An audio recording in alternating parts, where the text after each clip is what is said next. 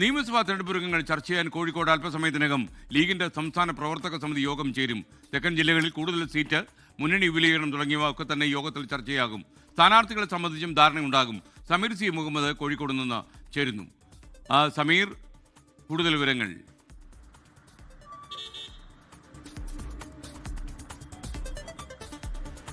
SKN നിയമസഭാ തെരഞ്ഞെടുപ്പിനുള്ള ഒരുക്കങ്ങളിലാണ് മുസ്ലിം league. അതിന്റെ ഭാഗമായിക്കൊണ്ടാണ് സംസ്ഥാന പ്രവർത്തക സമിതി യോഗം ചെയ്യുന്നത്.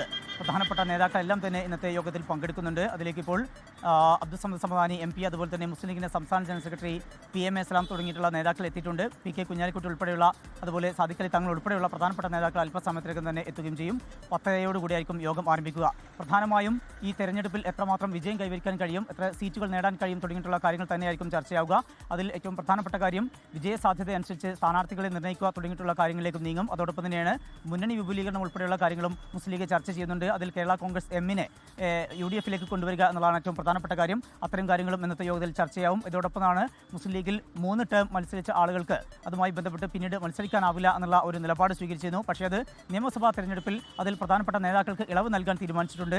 PK കുഞ്ഞാലിക്കുട്ടിക്കും അതുപോലെ MK മുനീറിനും ഇളവ് നൽകാനാണ് തീരുമാനം. അതുപോലെ മറ്റ് ഏതെങ്കിലും നേതാക്കൾക്ക് ഇളവ് വേണമോ തുടങ്ങിയിട്ടുള്ള കാര്യങ്ങളും ഇന്നത്തെ യോഗത്തിൽ ചർച്ചയാകും. വിജയ സാധ്യത അനുസരിച്ച് സ്ഥാനാർത്ഥികളുടെ പട്ടിക ഉൾപ്പെടെ ഇന്ന് തയ്യാറാക്കും എന്നുള്ള കാര്യങ്ങളും വ്യക്തമാകുന്നു.